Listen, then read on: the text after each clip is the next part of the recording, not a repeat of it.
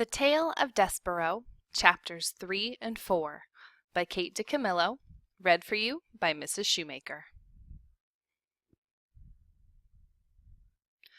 Chapter 3. Once Upon a Time. Tried to educate him on the ways of being a mouse. His brother Furlough took him on a tour of the castle to demonstrate the art of scurrying.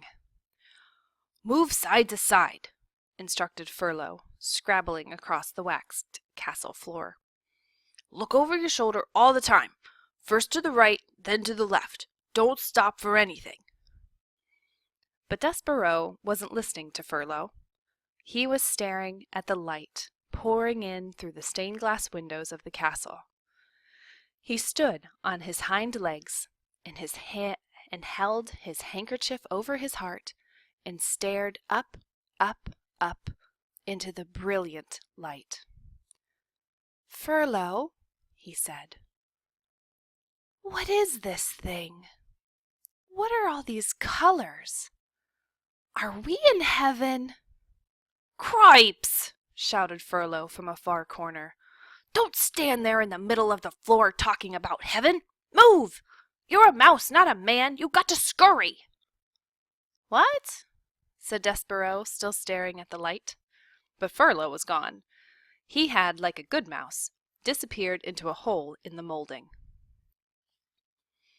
Despereaux's sister, Merlot, took him into the castle library, where the light came streaming in through tall, high windows and landed on the floor in bright yellow patches. "Here," said Merlot, "follow me, small brother, and I will instruct you on the fine points of how to nibble paper." Merlot scurried up a chair and from there hopped onto a table on which there sat a huge, open book. "This way, small brother," she said as she crawled onto the pages of the book. And Despereaux followed her from the chair to the table to the page.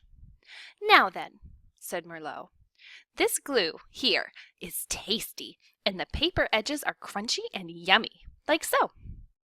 She nibbled the edge of the paper and then looked over at Despereaux. "You try," she said. First a bite of some glue, and then follow it with a crunch of the paper. And these squiggles, they are very tasty." Despereaux looked down at the book, and something remarkable happened. The marks on the page, the squiggles, as Merlot referred to them, arranged themselves into shapes. The shapes arranged themselves into words, and the words spelled out a delicious and wonderful phrase. "Once upon a time." "Once upon a time," whispered Despereaux. "What?" said Merlot. "Nothing." "Eat," said Merlot. "I couldn't possibly," said Despereaux, backing away from the book.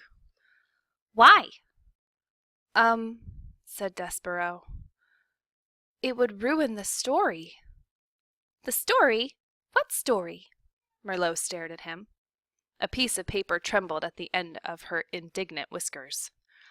"It's just like Pa said when you were born. Something is not right with you." She turned and scurried from the library to tell her parents about this latest disappointment. Despereaux waited until she was gone, and then he reached out and, with one paw, touched the lovely words, "Once upon a time." He shivered. He sneezed. He blew his nose into his handkerchief. "Once upon a time," he said aloud, relishing the sound. And then tracing each word with his paw, he read the story of a beautiful princess and the brave knight who serves and honors her. Despereaux did not know it, but he would need very soon to be brave himself. Have I mentioned that beneath the castle there was a dungeon? In the dungeon there were rats. Large rats. Mean rats. Despereaux was destined to meet those rats. Reader, you must know that an interesting fate, sometimes involving rats, sometimes not, awaits almost everyone mouse or man, who does not conform.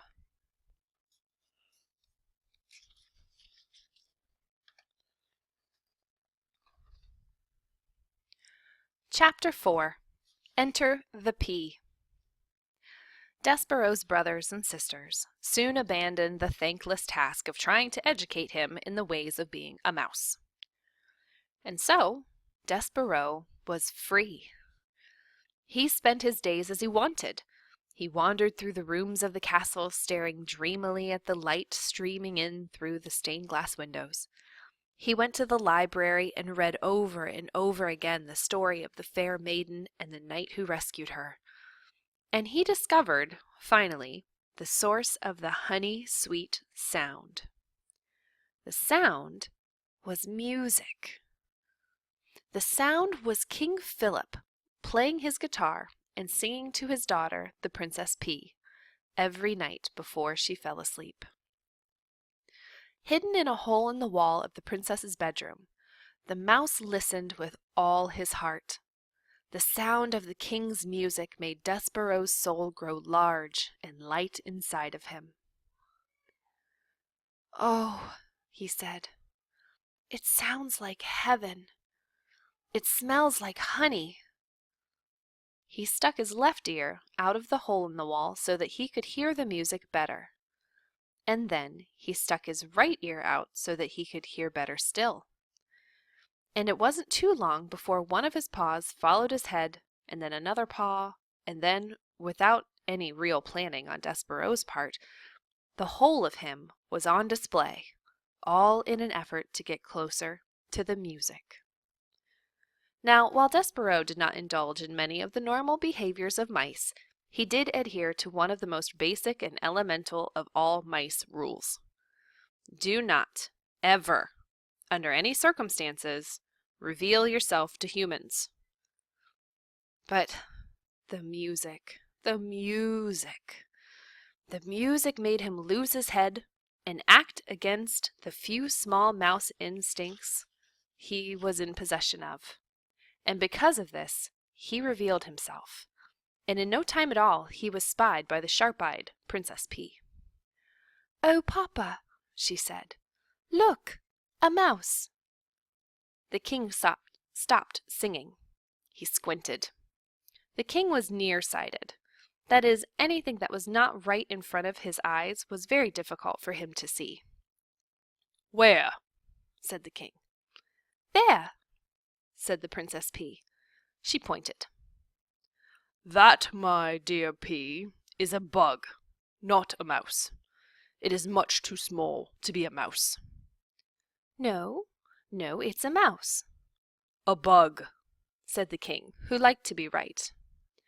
"A mouse," said the P, who knew that she was right.